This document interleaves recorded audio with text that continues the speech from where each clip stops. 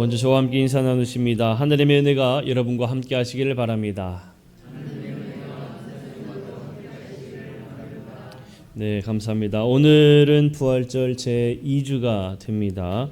예수님의 부활의 은혜와 능력이 지난주 부활주일에만 국한되어 있는 것이 아니라 지금도 여전히 여러분과 함께 하시기를 주님의 이름을 간절히 축복합니다. 멕시코에 그럼에도 불구하고라는 특별한 이름을 가진 조각상이 있다고 합니다. 물론 처음부터 그럼에도 불구하고라는 이름으로 불리지는 않았다고 그래요. 1900년에 파리 만국 박람회 기간에 멕시코를 대표할 조각상이 필요하다는 요청에 이 조각가 콘트레라스라는 사람이 조각을 하게 됐는데, 거짓말을 한 죄로 벌거벗은 채 밧줄로 묶인 여자 조각상, 좀 길지요. 그 조각상을 만들기 시작했습니다. 하지만 한참 조각을 하던 그 중에 불행하게도 작품을 만들던 이 콘트레라스에게 섬유성 암이라는 것이 발병하게 되고, 안타깝게도 오른손을 잃어버리게 됩니다. 조각가로서 그 작품을 조각해야 하는데 오른손을 잃어버렸으니 많은 사람들이 생각할 때에 더 이상 저 조각품은 완성되진 못하겠다라고 생각들을 하게 된 거죠. 하지만 이 콘트레라스는 자신이 병으로 오른손을 잃었다고 하여서 더 이상 작품을 하지 못한다고 해서 거기서 멈춘 것이 아니라, 그는 남은 한 손인 왼손을 가지고 조각하기 위해 열심히 노력하고 연습을 한 겁니다. 그러므로 인해서 1898년에 처음 기대했던 것보다도 훨씬 더 뛰어난 조각상을 완성하게 됩니다. 큰 역경이 있었지만 이 모든 상황을 극복했기 때문에 훗날 멕시코 사람들은 이 조각상에 프랑스어로 말그레투라는 이름을 주어지게 되는데, 우리말로 그럼에도 불구하고라는 의미의 조각상이 탄생하게 된 겁니다. 그럼에도 불구하고라는 것을요, 단어적인 의미로, 사전적 의미로 찾아보면 비록 그럴지라도 그것과 상관없이라는 의미를 가진 관용구라고 사전에서는 이야기를 하고 있어요.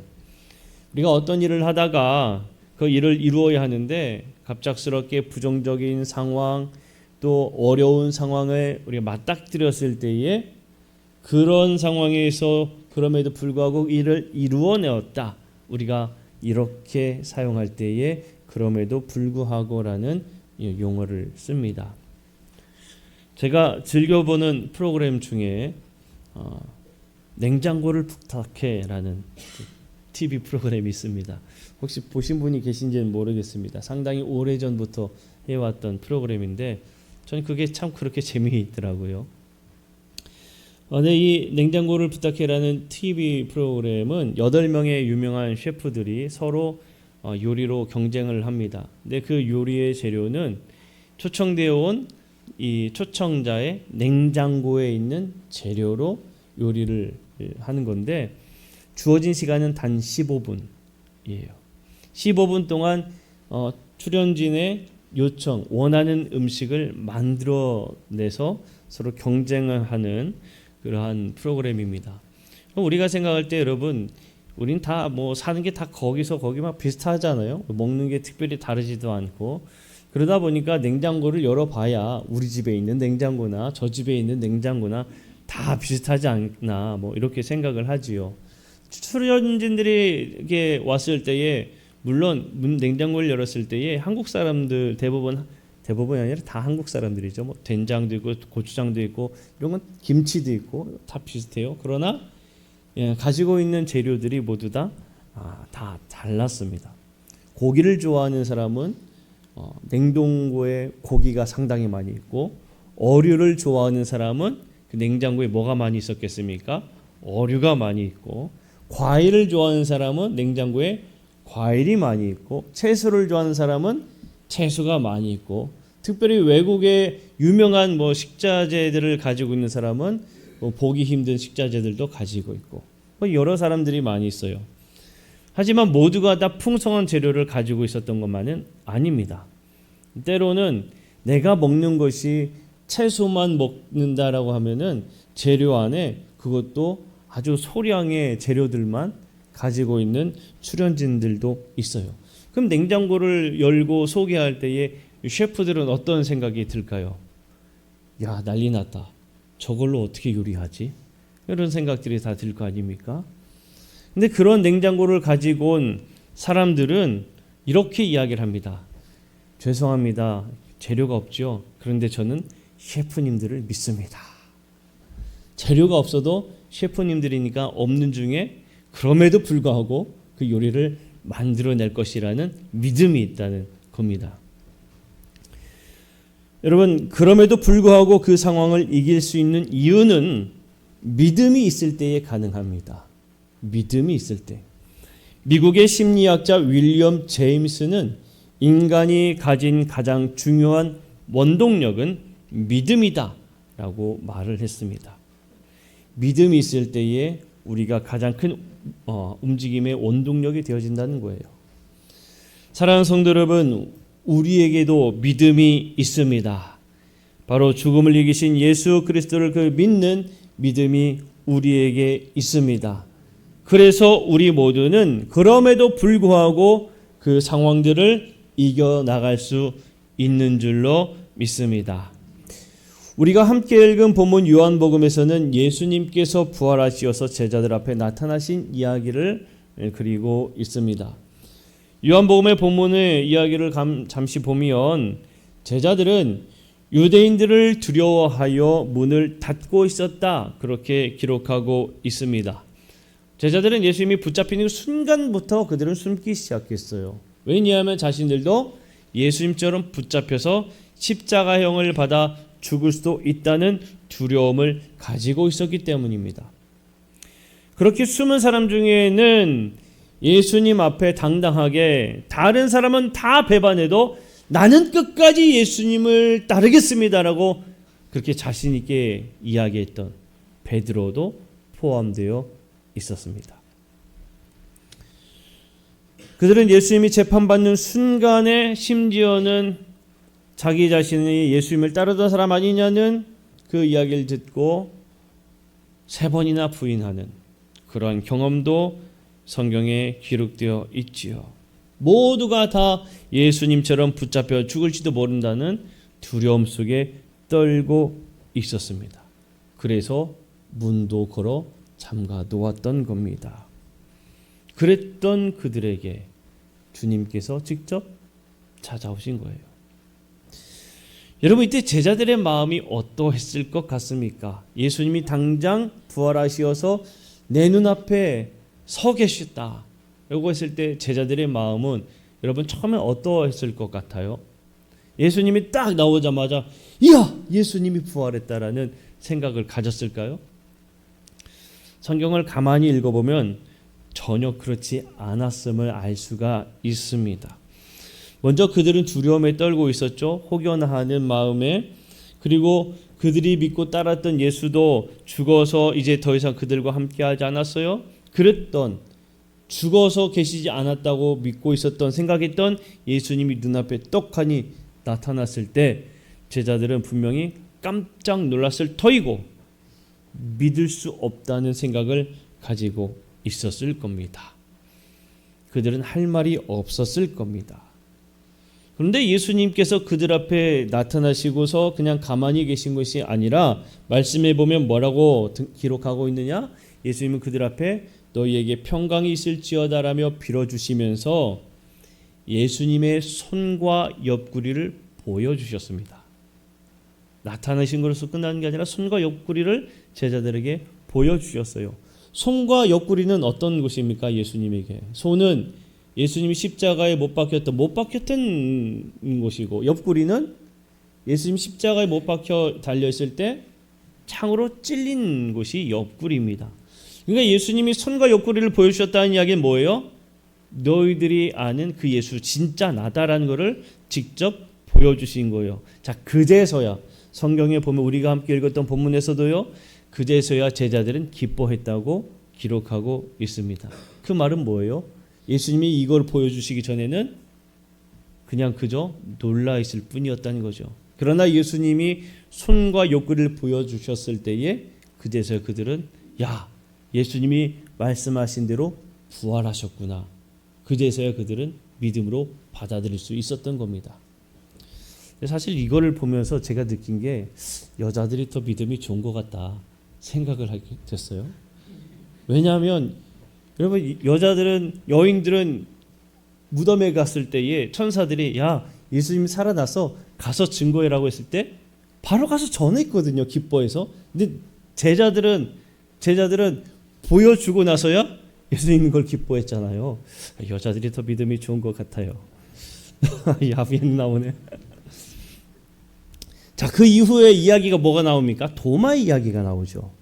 도마는 한술 더 뜹니다. 제자들이 야, 우리가 예수님을 만나서라고 했을 때 도마는 뭐라고 이야기했습니까? 나는 예수님의 손과 옆구리에 손가락을 넣어봐야 믿을 수 있을 것 같다라고 이야기를 합니다. 그래서 예수님께서 직접 도마에게도 보이셔서 네 손을 내밀어 내 손을 만지고 내 옆구리에 손가락을 한번 넣어봐라 라고 말씀을 하시죠.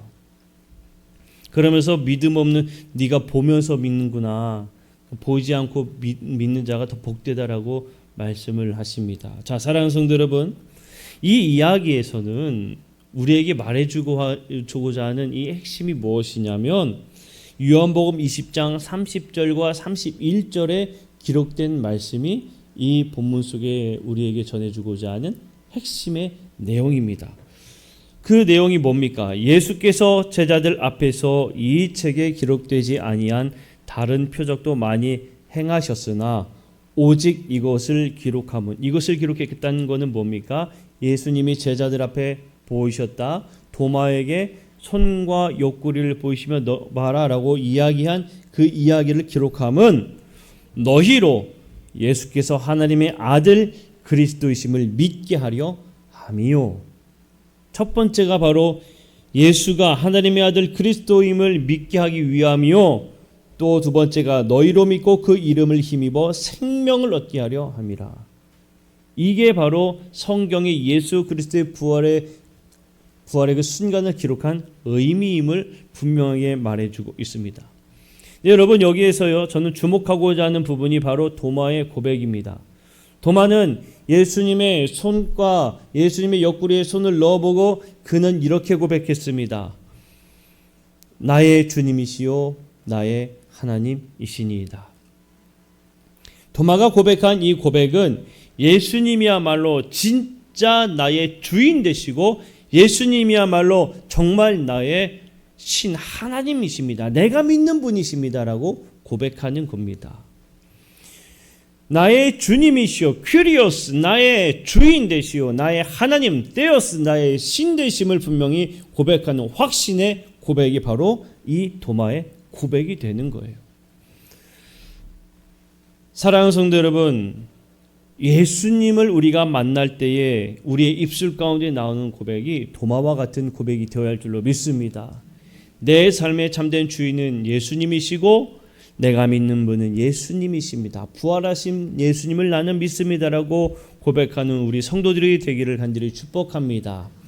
혹여나 믿음이 부족하여서 나는 잘 모르겠어 라고 생각이 드신다면 저는 오늘의 말씀에 나와 있는 도마처럼 간구하기를 여러분들에게 권면을 드립니다. 도마처럼 간구해 보십시오. 도마가 간구했더니 예수님께서 보아라, 만져 보아라 라고 말씀하시지 않았습니까? 그에게 믿음을 주기 위해서 그 앞에 나타나신 거예요. 그러니 여러분, 도마처럼 나에게도 믿음이 없다면 도마처럼 주님, 나에게도 그 믿음을 주옵소서, 믿음을 갖게 하여 달라고 기도하세요. 그러면 도마처럼 나의 주님이시오 나의 하나님이십니다 라고 고백하게 될 줄로 믿습니다. 이러한 믿음을 가진 사람들은 변화가 있습니다. 그들의 삶의 변화가 이루어진다는 거예요. 그 변화된 모습이 바로 사도행전에 기록되어 있습니다. 사도행전 5장 27절에서 32절의 말씀은 산헤드린 공회에서 재판을 받으셨던 예수님처럼 제자들도 산헤드린 공회에 붙잡혀서 신문을 당하고 있는 장면입니다. 그런데 이 장소에서 제자들이 이 재판하고 있는 제사장들 그리고 유대인들에게 뭐라고 이야기하느냐?